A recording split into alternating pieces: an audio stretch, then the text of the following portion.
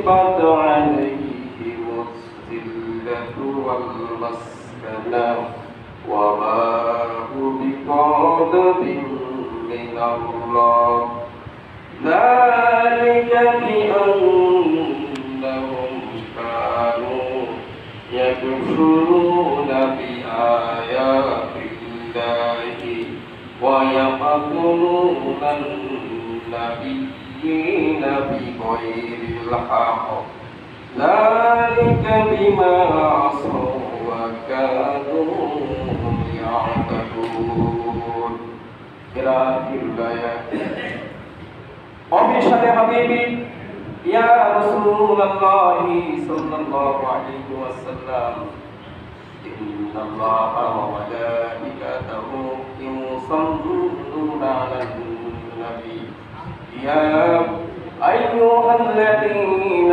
آمنوا صلوا عليه وسلموا تسليما সকলে মহব্বতের সহিত দরুদ তামিলাত পাঠ করি اللهم صل على محمد وعلى آل محمد كما صليت على إبراهيم وعلى آل إبراهيم إنك حميد مجيد اللهم بارك على محمد وعلى آل محمد كما صليت على إبراهيم وعلى آل إبراهيم إنك حميد مجيد উপস্থিত সম্মানিত মুসলমান যে মহান মালিক আমাদের সকলকে মেহেরবানি করে শাওয়াল মাসের 12 তারিখে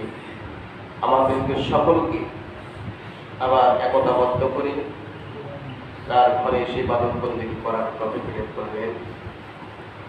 আমরা সেই জন্য তার দরবারে লাখ কোটি শুকর গুজার করি। জলসে সবাই করা আলহামদুলিল্লাহ। সম্মানিত মুসলিমগণ, যে মহান মালিক আমাদের সকলকে এই ভালোবাসা দেখার জন্য উৎসাহ সৃষ্টি করে দিলেন, আমি আসলে আপনাদের ভালোবাসায় মেরে গেছি। আমরা সকলের জন্য দোয়া করি আল্লাহ সুবহানাহু ওয়া তাআলা যেন এই ভালোবাসা সকলের জন্য আজীবন এই ভালোবাসা যেন থাকে। সকল বলেন আমিন। যাদের মাধ্যমে আমাদের আজকে সুন্দর একটা পরিবেশ সৃষ্টি হয়েছে, আমরা আবার সকলে মিলে একত্রবদ্ধভাবে নামাজ আদায় করতে পেরেছি। আবার অনেক ভাই আছেন বাইরে নামাজ আদায় করেছিলেন, তাদেরকে আল্লাহ পাক আমাদের মসজিদে কবুল করেছেন। এজন্য আল্লাহ তাআলার দরবারে আবারও লাখ কোটি শুকর গুজার করি। জোরে সবাই বলে আলহামদুলিল্লাহ। যাদের নেতৃত্বে আজকে আমাদের এই সমাজটা আবার শৃঙ্খলার মধ্যে ফিরে আসলো, আমরা তাদের জন্য দোয়া করি। তাদের নাম বলে আমরা তাদেরকে ছোট করতে চাই না, তাই যাদের প্রচেষ্টার ফলে আজকে এই সমাজটা একটা সুন্দর সমাজে পরিণত হতে চলছে, আমরা সকলে মিলে তাদের জন্য দোয়া করি। আল্লাহ সুবহানাহু ওয়া তাআলা তাদেরকে আরো বেশি বেশি হিকমত যেন দান করেন, এই সমাজটাকে আরো সুন্দরভাবে ভালোভাবে পরিচালনা করার জন্য এবং উন্নত থেকে আরো উন্নত নিয়ে যাওয়ার জন্য সকলে বলে আমিন। আল্লাহ পাক আমাদের সকলকে কবুল সকল বলে আমিন। তাহলে সম্মানিত মুসলিমগণ, আমরা বাংলাদেশে বসবাস করছি। বাংলাদেশ আসলে একটা ইসলামিক তান্ত্রিক দেশ, আমরা ইসলামকে ভালোবাসি।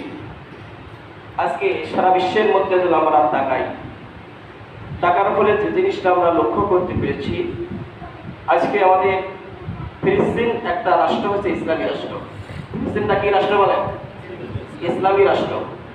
কোরআন ও হাদিস থেকে যে বিষয়টা আমরা জানতে পারি, আর ওখানে আমাদের প্রথম কিবলা আল্লাহ রাসূল সাল্লাল্লাহু আলাইহি ওয়াসাল্লাম যেদিকে প্রথম নামাজ আদায় করেছিলেন, সেই ফিলিস্তিনের মধ্যে আমাদের সেই ঘরটা অবস্থিত রয়েছে।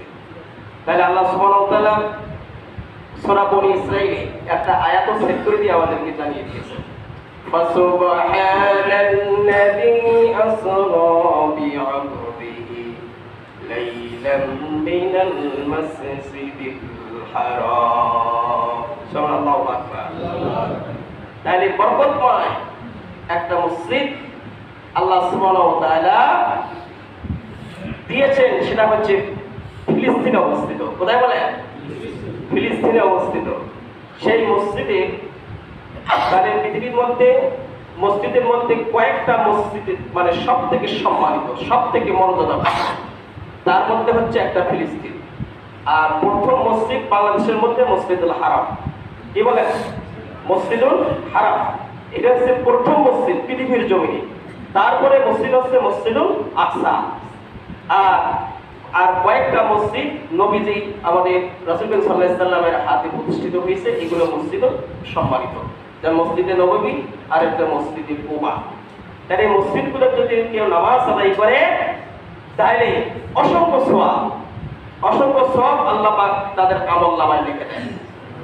তাহলে এই ফিলিস্তিন আজকে আমরা যেটা কথা না বললেই নয় যে এই ফিলিস্তিন ভাইদের উপর যে বর্বরতা, যে হত্যা জঙ্গলে চালাইতেছে, এরা আসলে মূলত কারা?